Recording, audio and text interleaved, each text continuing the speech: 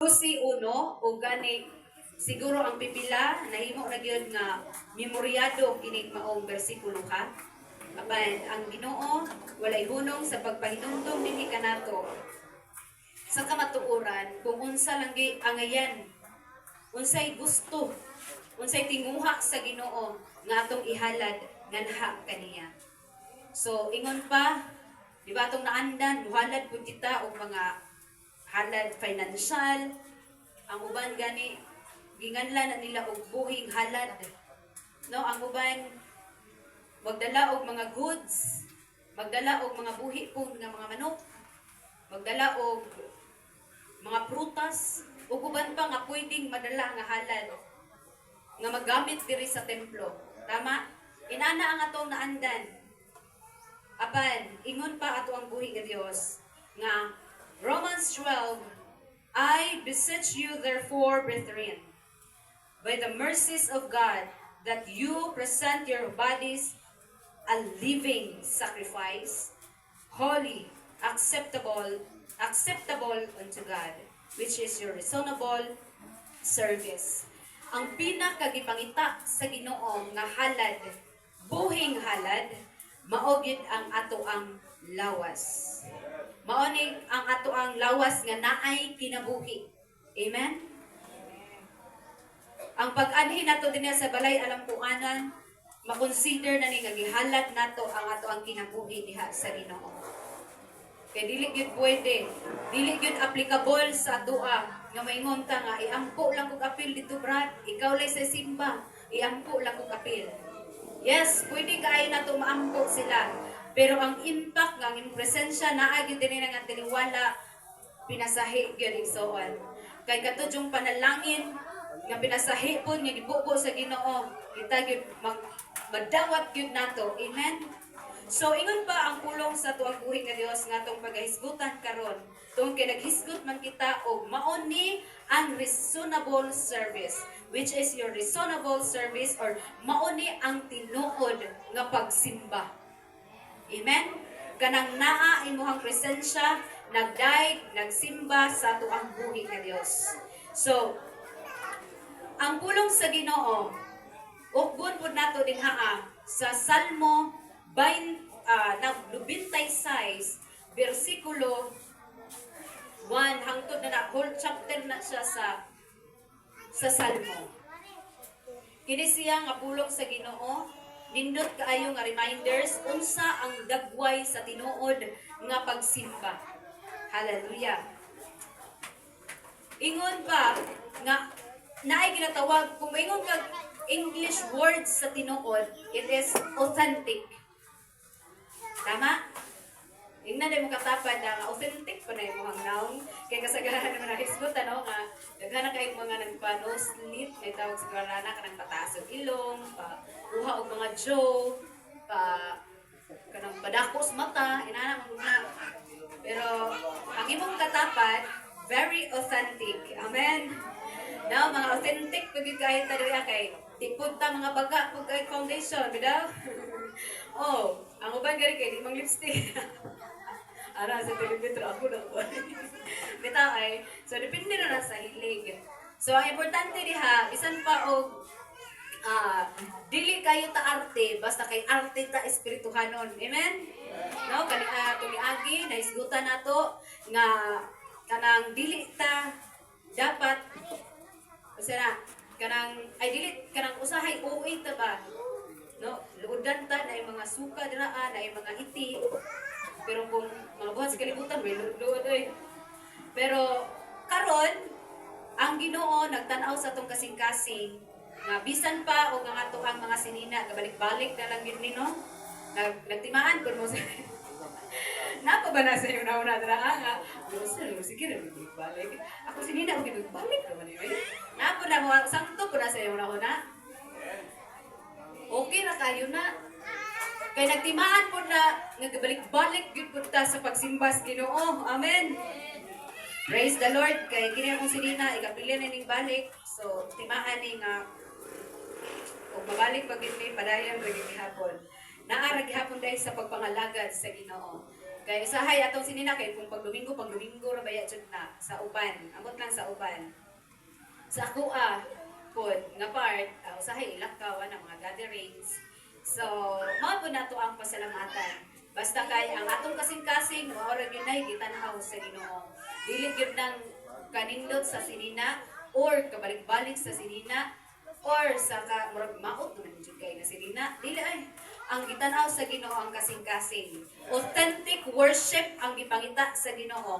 Tinuod nga worship kay it is not about us magud ang pag-worship. It is not about you, it is not about me, it is about the Lord.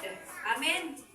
Muna nga dili na to ang naon nga sa diha nga mag-worship ta sa Ginoo, sa diha nga musimba ta sa Ginoo, sa diha nga whatever we do nga atong gipasidunggan ang Ginoo, dili na mahitungod sa atoa. Sa Ginoo na tanan. Amen. So, do not worship God in a shallow way. Kung ikaw shallow ka, mababaw ba? Malipay ang Ginoo na. Kaya gusto sa Ginoo is authentic, tinuod yun nga pag-worship. So, ingon ba nga, worship is the proper response to who God is. Mao na ang ato ang pag-response, nganong mag-worship ta, nganong musimba ta, nganong mag-ampo ta, nganong magbasa tag pulong sa Ginoo, nganong yung mo-attend tag mga buluhaton diha sa Ginoo, because we respond to who God is. What He has done unsa iyang gibuhat dinhi kanato and what He continues to do. Kay naa pa may buhaton ang Ginoo. Wala nag-end up ang Ginoo rong adlaw sa pagpamuhat kundi hangtod sa hangtod na jud na. Amen. So mao na nga naa ta karon. We worship God. We give God authentic worship because that is our response to who He is. Kung unsa ang Ginoo sa tuang kinabuhi. Ingon pa nga the more you know God, the more you can worship Him. Amen? Mo na nga, kana bitaw makdaghan king makarelate. Kita tanan makarelate nga, Domingo nga dili ta makasimba, or bisan pa man og kana bitaw inagkagabi nga di ta kaampo, makamatata og kadlawon or tungang gabi kay mura jud og naay mupukaw bang, uy wala pa kakaampo. Ngano man na siya? Because we know God deeply. Kaingon pa rin nga, the more you know God, the more you can worship Him better. Pero kung dili na to kayo kaila ang Ginoo, okay ra jud bisan pa og di ka mag-ampo. Kaya nga naman, walay conviction, walay relation.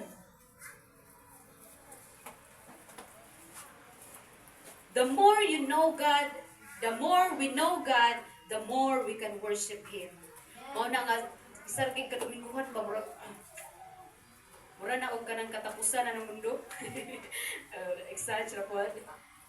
Basta, sulod sa tong kasing-kasing, naadyoy naadyoy mo kuan dito ba, naadyoy mo inject, naadyoy mo lihok dito ba, sa tong rahuna na mo inject nga, dili gyud na maayo. Pag-ampo sa the Holy Spirit will convict us tungod kay nakailata sa Ginoo nga ato ang gialagaran. Maunay mo ingon sa imuha nga pag-ampo sa pagkanta sa dihag langit nung alawiton. Pero kung dili na to kaila ang Ginoo, di gyud ta maka-memorize bisag-bisa ka kanta. Kinsa may wala ka memorize diri kanta sa Ginoo. Hello. Okay. Di ba taas? Jokan ra ka to. Pero nasayod ko nga kitang tanan nga ni adinhiya, naa jud pud tay na memorize nga Christian song. Amen. Amen. So balik-balik ra pud bay ato ang mga line up dinhiya. Gibalik-balik na sa worship leader kay gusto po sa worship leader ba nga makamaog gid tanan. Dili selfish atong worship leader ba. Nga gusto gid nga makakanta tanan sa alawiton para sa Ginoo. So, mao na siya. Mao na itong hinumduman nga dili gyud ta maka-worship sa Ginoo, meaning dili gyud ta makasimba sa Ginoo nga tinuod kung dili gyud ta makaila sa iya hapon pagayo. So unsaon nga mailhan atong buhi nga Dios? Unsaon pag-ila-ila sa Dios? Ingon pa si King Asap Asa. King Asa. Nga nasabdan niya ang tanan sa diha nga ning inquire or nag-acquire ning adto siya sa templo. Ana siya ba nga unsa man ning mao ni ganina ako na ning advance og ingon. Ako nga ana siya ba nga nainggit ko, ana siya nainggit ko sa mga tao nga dato pero mga daotag binuhatan, ana siya. Pero ana siya karon ako nang nasabtan Ginoo. Nasabtan ako ang tanan sa diha nga ning adto ko sa templo. Meaning naay nag-istorya sa iya sa kamatuoran. Nagpasabot sa iya sa kamatuoran nga naapoy kapadulngan ang mga daotan. Unya wala na siya nag-focus sa mga ubang tawo, wala na siya nag-focus sa iyang kaugalingon unsa iyang kahimtang, nag-focus siya sa Ginoo kung unsa ang Ginoo nga namuhat sa iyang kinabuhi. So, inana, kung babalikan na natin na unyag hisgot. So, ang Psalm 96, nag-describe siya of some authentic worship. So, ingon pa diri ang Psalm 96 nga, awitig bag-og awit ang Ginoo. Awitin ninyo ang Ginoo tibuok kalibutan. Awitin ninyo ang Ginoo og dayga siya. Kung wala ta kaila sa Ginoo, dili gyud nato ni mahimo. Kung kuwang ang atong pag-ila sa Ginoo, wa joy awit nga mahitabo. No, wala joy pagdaig nga mahitabo. Kay nga naman wala nato ilhi, wala nato nailhan ang Ginoo. Apan karon nagpahinumdom atong buhi nga Dios nga awitan nato siya bag-ong awit. Unsa may but pasabot kinahanglan ba nga katong new compose nga song? Katubang bag-ong release gyud sa Inji Flores? Kay ingon man dira nga new song. Dili igsoon. Kay bisan pag kada Domingo, kada devotional matag adlaw natong kantaho matinud-anon ka, pero ang atong kasing-kasing napatumong sa Ginoo, that is considered fresh. New song. Pero gikanta nato na nga murag wa ra pod. Nagpa-atsyo, kuda Atsyo Boulevard. Nga wa ra pod. Mao na makaingon ang Ginoo ay common. Wala Ginoo, delikod. Pero mao jud ay pagpahinumdom sa Ginoo nga katulo siya awitig bagong awit, awitin ninyo ang